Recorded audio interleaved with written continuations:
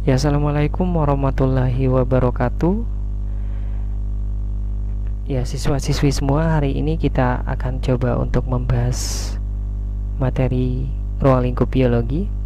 Materi ini dipelajari di kelas 10 semester 1. Ya, apa saja yang akan dipelajari dalam ruang lingkup biologi? Yang pertama, kita akan mempelajari pengertian dari biologi. Kemudian kita akan membahas tingkat organisasi kehidupan. Lalu kita akan belajar tentang objek kajian biologi. Dan yang terakhir kita akan membahas mengenai cabang-cabang ilmu biologi. Baiklah, yang pertama, apa yang dimaksud dengan biologi? Biologi berasal dari bahasa Yunani. Terdiri dari kata bios atau bio yang artinya hidup dan logos atau logi yang artinya ilmu. Jadi biologi adalah ilmu yang mempelajari tentang makhluk hidup dan proses kehidupannya. Selanjutnya, biologi sebagai sains. Apa itu sains? Sains itu adalah ilmu pengetahuan alam. Jadi dalam ilmu pengetahuan alam yang dipelajari adalah gejala-gejala alam yang meliputi fisika, kemudian kimia, kemudian ilmu pengetahuan bumi dan astronomi, dan biologi. Kemudian bagaimanakah ciri-ciri dari sains? Yang pertama, sains bersifat konkret. Artinya, objek kajian dari sains itu bersifat nyata, dapat diamati oleh alat indera. Yang kedua, empiris. Empiris artinya sains dapat dibuktikan secara ilmiah, jadi dapat dipertanggungjawabkan secara ilmiah dengan bukti-bukti yang bisa dibuktikan kebenarannya. Kemudian yang ketiga, sistematis. Sistematis ini disusun dengan langkah-langkah yang urut dan bersifat baku. Selanjutnya, logis dan konsisten. Artinya dalam mengkaji sains itu menggunakan logika, kemudian teratur dan disiplin. Selanjutnya, objektif. Objektif ini artinya adalah tidak memihak. Lawan dari objektif, subjektif. Jadi dalam sains tidak boleh bersifat subjektif atau memihak kepada suatu hal. Terakhir, universal. Universal ini artinya adalah bersifat umum, berlaku umum. Jadi dimanapun diberlakukan hasilnya akan tetap sama. Nah, selanjutnya kita akan membahas mengenai tingkat organisasi kehidupan. Jadi, tingkat organisasi kehidupan ini maksudnya adalah urutan kehidupan dari yang tertinggi ke yang terendah. Nah, tingkat organisasi kehidupan ini merupakan objek kajian dari biologi. Yang pertama, dari yang terkecil itu adalah molekul. Jadi ada 4 molekul penyusun kehidupan, yaitu karbohidrat, kemudian protein, lemak, dan DNA sebagai materi genetik. Ya, molekul penyusun kehidupan ini akan menyusun sel. Ya, di dalam sel itu ada yang namanya organel. Ya, organel itu adalah bagian padat dari sel. Ya, sel ini adalah kumpulan dari organel. Sedangkan pengertian dari sel itu sendiri adalah unit fungsional terkecil yang menyusun makhluk hidup, atau unit terkecil yang menyusun makhluk hidup yang mampu menjalankan fungsi kehidupan. Nah, itu pengertian dari sel.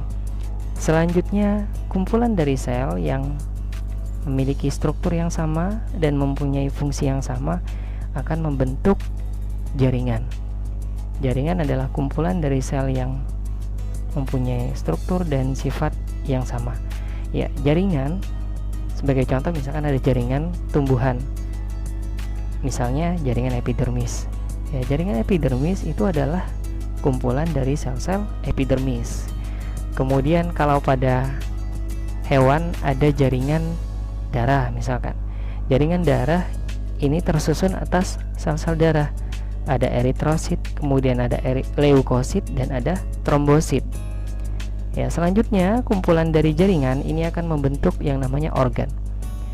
Pada hewan kita mengenal ada organ pencernaan, mulai dari mulut, kemudian ada lidah, ada kerongkongan, kemudian turun ke lambung, masuk ke usus halus, usus besar, dan bermuara di anus. Nah, itu adalah organ pencernaan. Ya, selanjutnya kumpulan dari sistem organ ini akan membentuk individu atau organisme. Individu adalah makhluk hidup tunggal. Kumpulan dari individu yang menempati wilayah tertentu disebut dengan populasi. Sebagai contoh, misalkan dalam satu ekosistem ada populasi rusa, ada populasi belalang, ada populasi cacing, ada populasi rumput, dan lain sebagainya.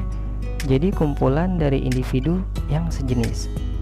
Kemudian kumpulan dari berbagai macam populasi itu akan membentuk komunitas. Sebagai contoh, dalam ekosistem ada populasi hewan, misalkan populasi serangga, ada populasi ular, kemudian ada populasi tikus, ada populasi burung, kemudian ada populasi rumput, ada populasi pepohonan, ada populasi tumbuhan herba, dan lain sebagainya.